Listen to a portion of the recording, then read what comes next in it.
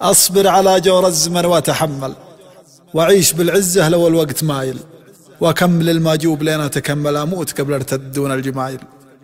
ولا اشتكي لو سحب وقتي تهمل، علي بهتان الجروح الغلايل، في الغانمين من الرجال أتجمل، ولصدة عن فاعلين الخمايل.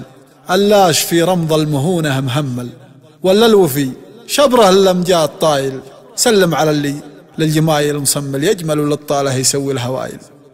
وعقب صبي على الفسالة مرمل، من خلقته ما يجل بلا الفشايل.